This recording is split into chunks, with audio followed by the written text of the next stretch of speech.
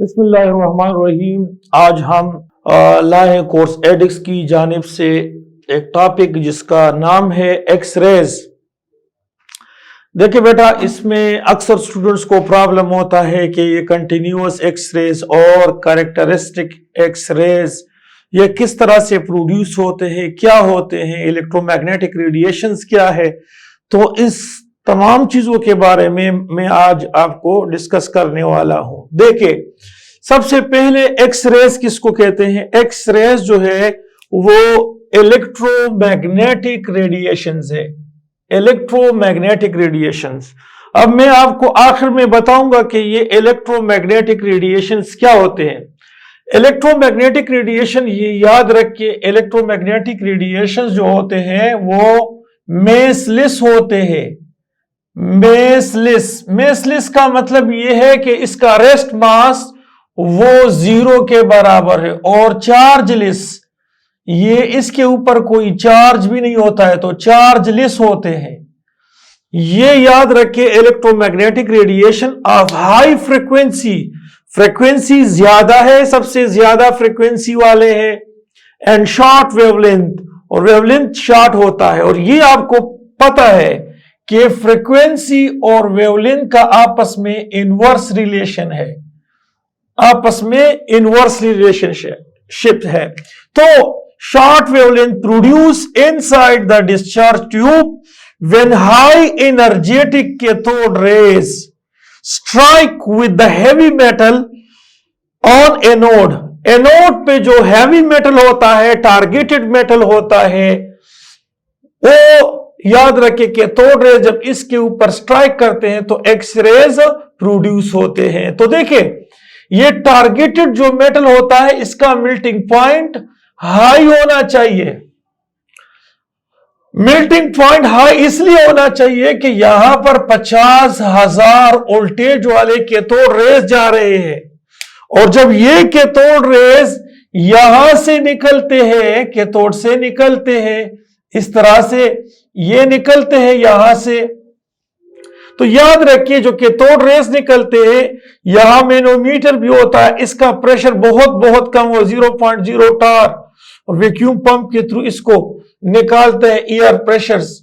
और cathode rays जब strike कर जाते हैं तो देखिए कैथोड रेज पे तो ऑलरेडी नेगेटिव चार्ज होता है, तो क्या होता है कि जब कैथोड रेज इस मेटल पे स्ट्राइक करता है, कैथोड रेज मेटल पे स्ट्राइक करता है, तो यहां से एक्स की शक्ल में रेज निकलता है विंडो से, एक्स की शक्ल में रेज निकलते हैं विंडो से, और इस रेज को हम कहते हैं एक्स रेज। इसको हम कहते हैं क्या? X rays. ये एक्स रेज है, ये एक्स रेज है। अब ये एक्स रेज किस तरह से प्रोड्यूस होता है, क्या है, इंशाल्लाह इसके बारे में मैं अभी आपको एक्सप्लेन करना चाहता हूं। देखिए, इसको रोइंजन एक्स रेज भी कहते हैं। एक्स रेज और अल्ट्रा वायलेट जो रेज है, तो देखिए ये अल्ट्रा वायलेट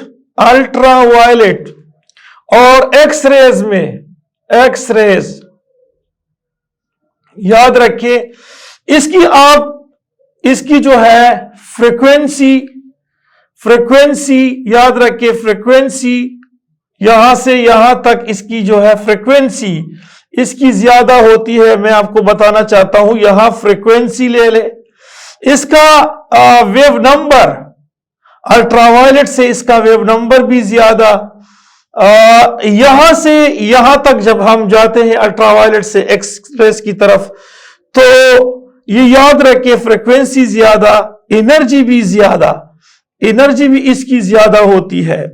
और ये याद रखिए इसका पेनिट्रेटिंग पावर जो है वो भी पेनिट्रेटिंग पावर वो भी ज्यादा होता है। किसका ज्यादा होता है? एक्स रेज का, अल्ट्रावायलेट से। लेकिन ये याद रखिए इसका वेवलेंथ जो है, वेवलेंथ ये देखिए, ये इंक्रीज, ये वाला इंक्रीज, ये इंक्रीज, ये इंक्रीज, और ये जो है वेवलेंथ वो डिक्रीज होता है, ये वेवलेंथ डिक्रीज होता है। जबकि आपके पास अगर एक्स रेज है, एक्स रेज है। अब देखिए आपके पास अगर एक्स रेज है और इसको आप गेमा रेस से कंपेयर करना चाहते हो, तो गेमा रेस की जो है, याद रखिए इस डायरेक्शन में इसकी वेव नंबर या फ्रीक्वेंसी, वेव नंबर और एनर्जी इस डायरेक्शन में जो है वो बढ़ जाती है। और ये याद रखिए इस डायरेक्शन में आपके पास एनर्जी भी इसकी ज्यादा होती है। लेकिन ये याद रखिए कि गेमा रेस और एक्स रेस, ये याद रखिए ये चार्ज की, दोनों चार्ज प्रोटॉन की, अगर प्रोटॉन डी एक्सेलरेट होता है, अगर proton D accelerate inside the nucleus, अगर प्रोटॉन डी एक्सेलरेट होता है, चार्ज बॉडी है, तो वो एक्स रेस इलेक्ट्रोमैग्नेटिक रेडिएशन को प्रोड्यूस करता है। लेकिन अगर इलेक्ट्रॉन जो है, अगर इलेक्ट्रॉन डी एक्सेलरेट हो जाए तो वो भी इलेक्ट्रोमैग्नेटिक रेडिएशन प्रोड्यूस करता है। उसका नाम है एक्स रेस और इसका नाम है गेमा रेस। तो गेमा रेस न्यूक्लियस से निकलते हैं और वो प्रोटॉनों की डी एक्सेलरेशन से वो निकलते हैं, और इलेक्ट्रॉनों की डी एक्सेलरेशन से इलेक्ट्रोमैग्नेटिक रेडिएशंस निकलते हैं, और उसको हम एक्स रेस का नाम देते हैं। अब एक्स रेस हमारे पास दो किस्म के हैं, तो मैं इसको मिटाना चाहता हूं। एक्स रेस दो किस्म के हैं, दो किस्म के एक्स रेस हमारे पास मौजूद है। देखिए दो किस्म के एक्स रेस हमारे पास मौजूद है। एक होता है, देखिए एक होता है एक्स रेस दो किस्म के, एक होता है continuous X rays, continuous X rays, ये कंटिन्यूअस एक्स रेस, और दूसरा characteristic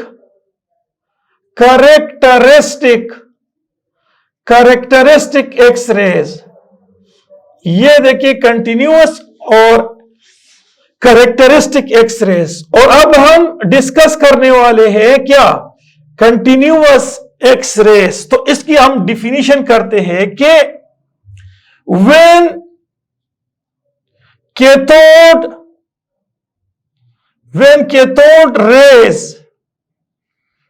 cathode rays accelerate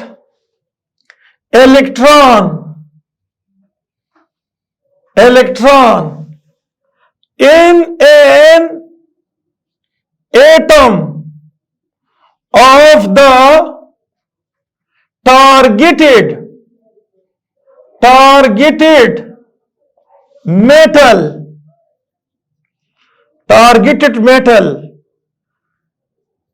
the same electron will be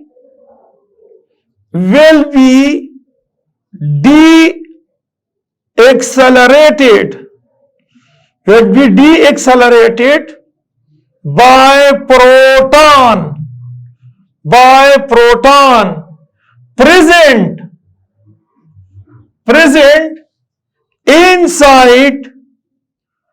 inside the nucleus of an atom. As a result, electromagnetic rays called X-rays are produced. ये produce होते हैं। देखिए मैं यहां पर आपको बताना चाहता हूं कि किस तरह से ये प्रोड्यूस होता है। ये देखिए मैं यहां आपको एक्सप्लेन करना चाहता हूं कि किस तरह से ये प्रोड्यूस होते हैं। देखिए, सबसे पहले सपोज आप यहां से ले रहे कि ये आपके पास ये टारगेट में एक एटम है, ये टारगेटेड एटम है।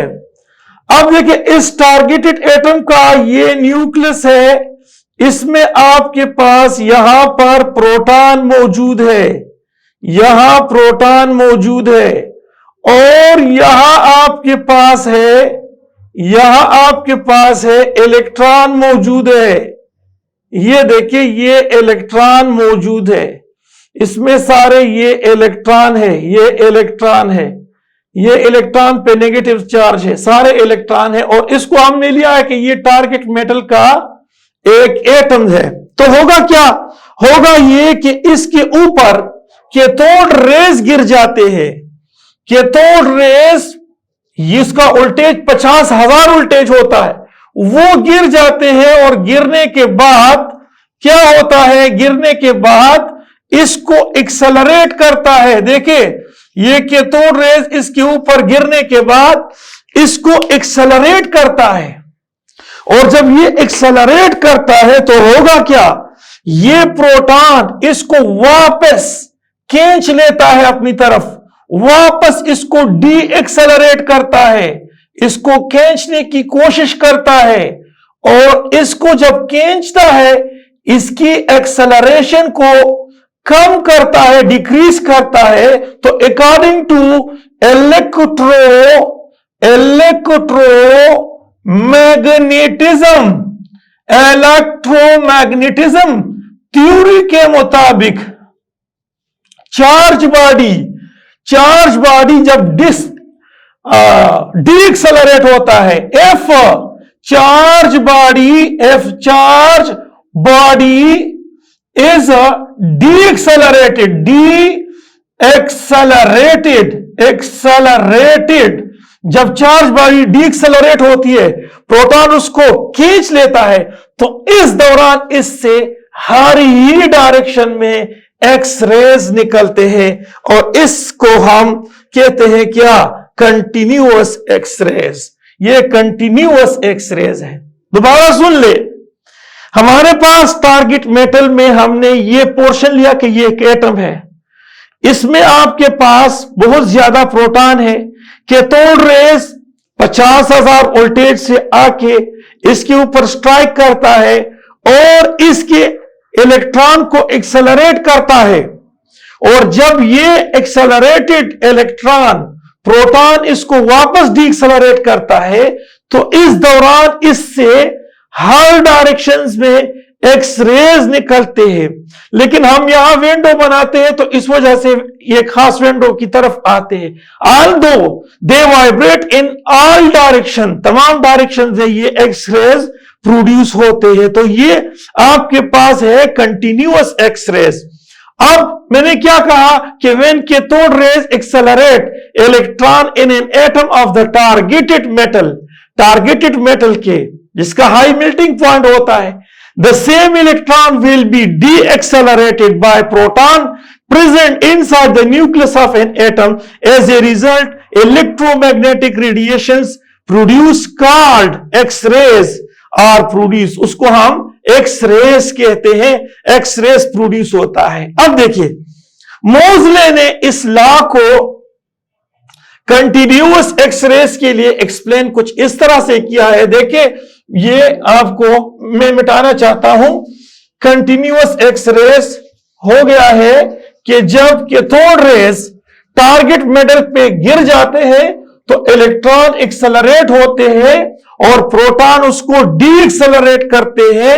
एज ए रिजल्ट जब चार्ज बॉडी डी एक्सेलरेट होता है तो इलेक्ट्रोमैग्नेटिज्म थ्योरी यह बताता है कि उससे आपके पास इलेक्ट्रोमैग्नेटिक रेडिएशन प्रोड्यूस होता है और इलेक्ट्रोमैग्नेटिक रेडिएशन चार्जलेस होते हैं, मासलेस होते हैं। इसके दो फील्ड होते हैं, एक इलेक्ट्रिक फील्ड, दूसरा मैग्नेटिक फील्ड, जो एक दूसरे के ऊपर परपेंडिकुलर होते हैं। अब देखिए, कंटिन्यूअस एक्सरेज, मोजले ने क्या कहा था? मोजले ने कहा था कि देखिए फ्रीक्वेंसी, ये मोजले ला की बात कर रहा हूं। मोजले ने कहा कि frequency square root is directly proportional to Z.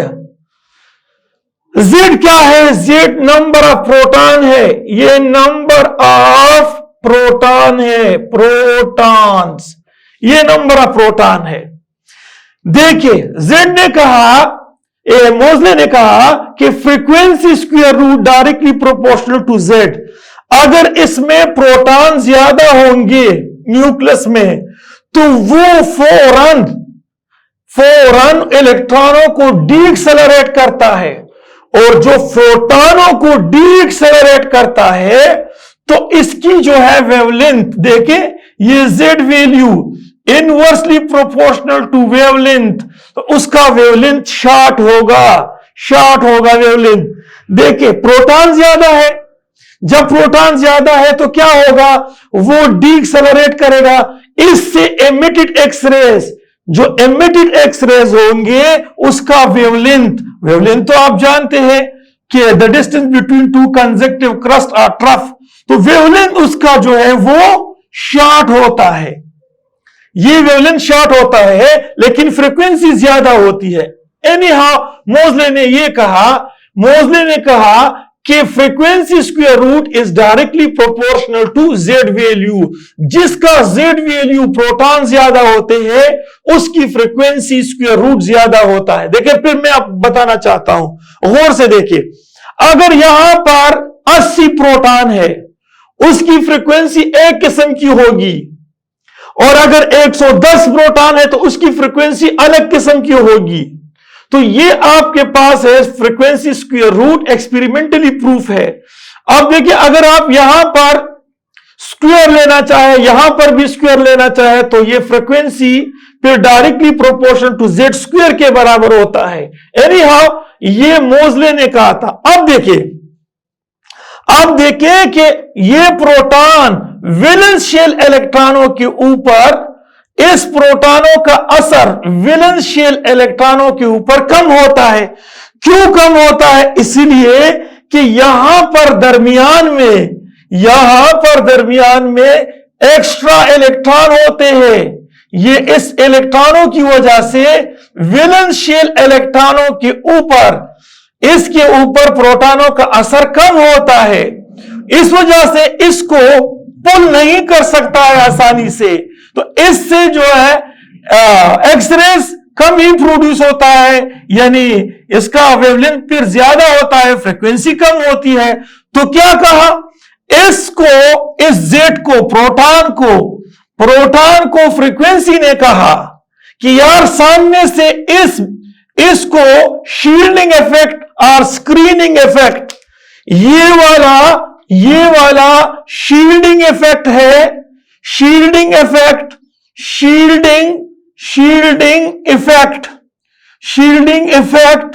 और स्क्रीनिंग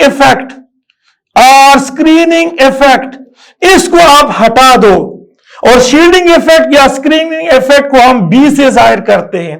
तो क्या कहा मोजले ने? कहा या फ्रीक्वेंसी ने कहा कि ए प्रोटॉन आप हटा दो, इस गमास को हटा दो, आमने से ये रकीब को हटा दो, इसको हटाओ। तो ये जेड ने क्या कहा? जेड ने बी को हटाया। बी शील्डिंग इफेक्ट है, स्क्रीनिंग, इस पे हमारा एक अलग लेक्चर होगा, इंशाल्लाह एक्सप्लेन करूंगा। तो ये बी हटाया सामने से, जेड से इसको हटाया, तो अब बी जेड का वैलेंशियल इलेक्ट्रॉन के ऊपर असर होता। अब देखिए ये आपके पास प्रोपोर्शनलिटी कांस्टेंट बनाते हैं ए, तो यहां आपके पास है जेड माइनस बी, ये आ जाता है इस तरह से। तो ये मोजले ला है। अब देखिए क्या होता है, याद रखिए ए प्रोपोर्शनलिटी कांस्टेंट है, बी जो है ये स्क्रीनिंग कांस्टेंट है। बी के शेल के लिए 1 होता है, एल शेल के लिए ये 7.4 होता है।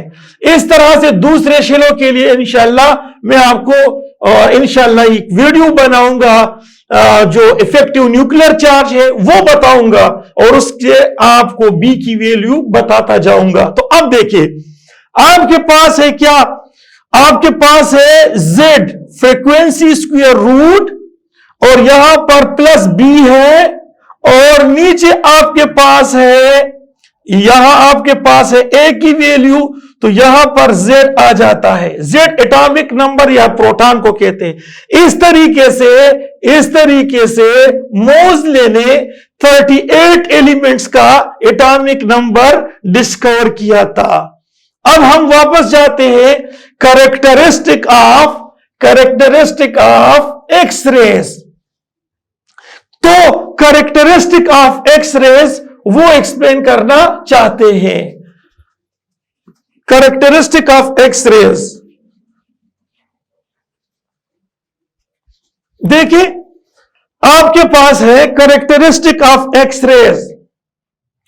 कैरेक्टरिस्टिक ऑफ एक्स रेज में सबसे पहले सपोज ये आपके पास एक एटम्स है, ये उसका फर्स्ट शेल है, ये उसका दूसरा शेल से है, ये उसका तीसरा शेल से है और सपोज ये चौथा शेल से है।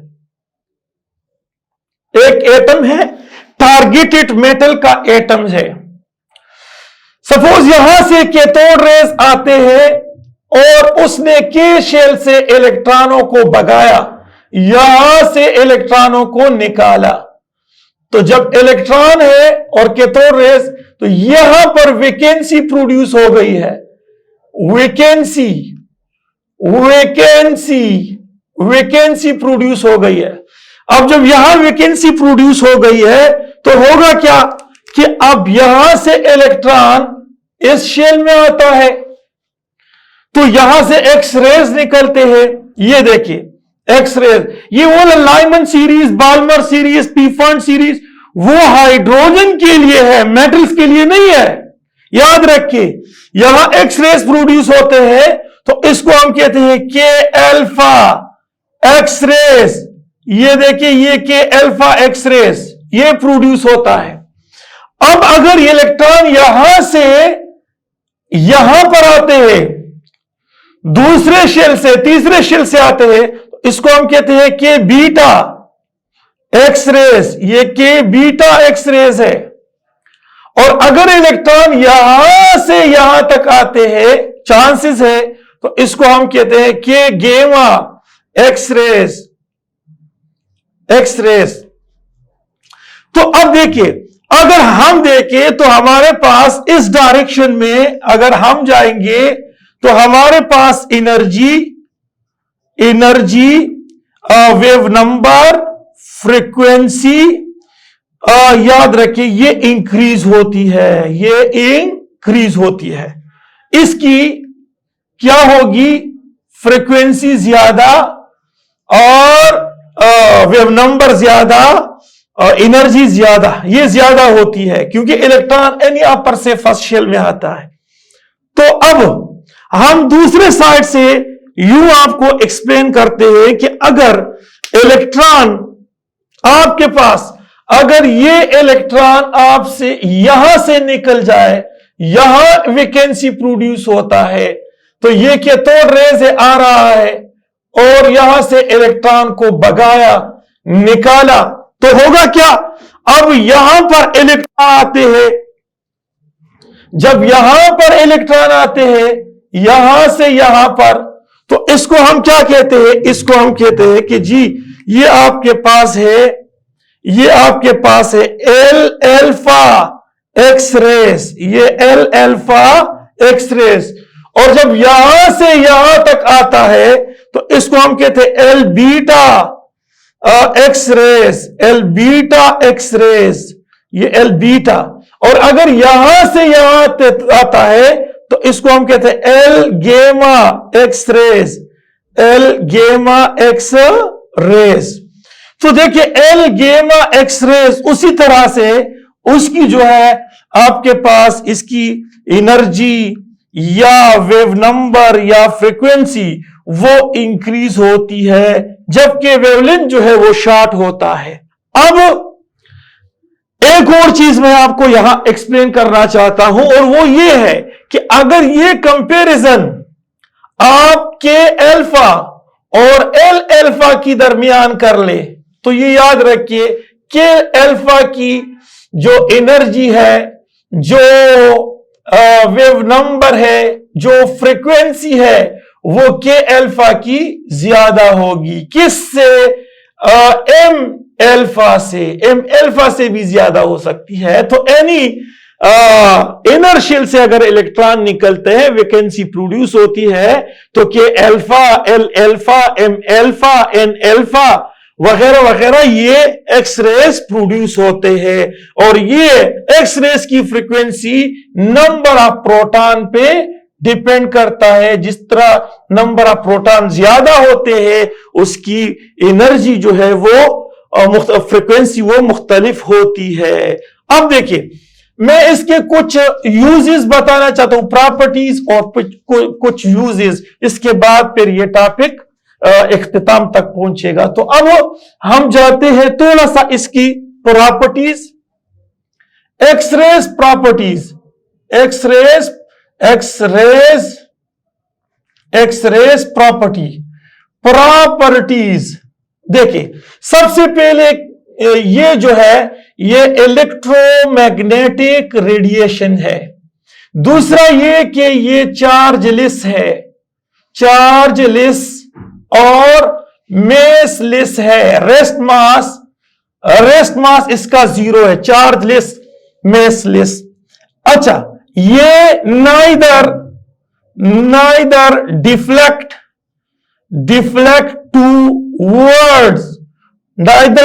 टूवर्ड्स क्या? Electric field nor magnetic field, किसी फील्ड की तरफ नहीं जाता है। देखिए, इसका आयोनाइजेशन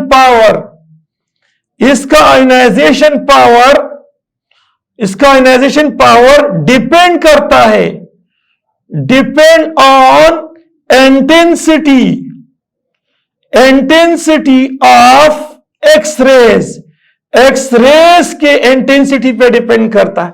अब देखिए, इंटेंसिटी क्या होती है? Intensity energy per unit area per unit time.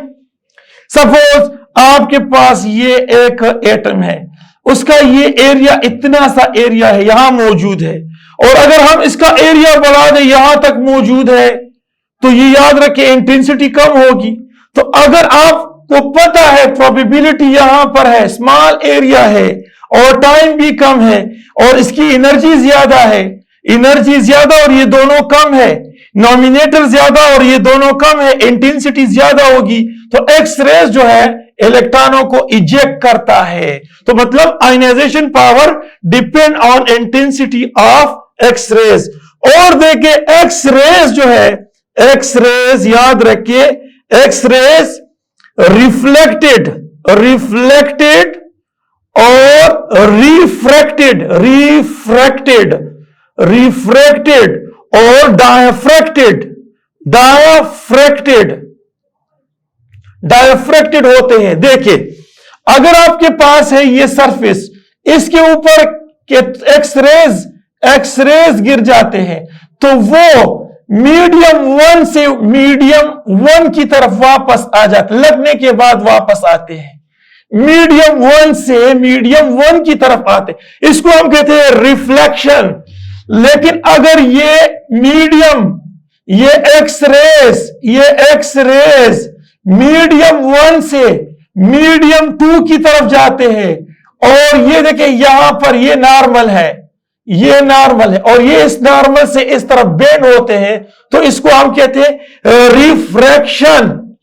और अगर ये एक्स रेज किसी स्मॉल पोर से, जिसका डायमीटर एक्स रेज के वेवलेंथ के बराबर होता है, तो ये याद रखें ये डायफ्रैक्टेड होता है। तो इसमें ये चीजें मौजूद होती है, आयनाइजेशन पावर, ये सब कुछ इसमें मौजूद है।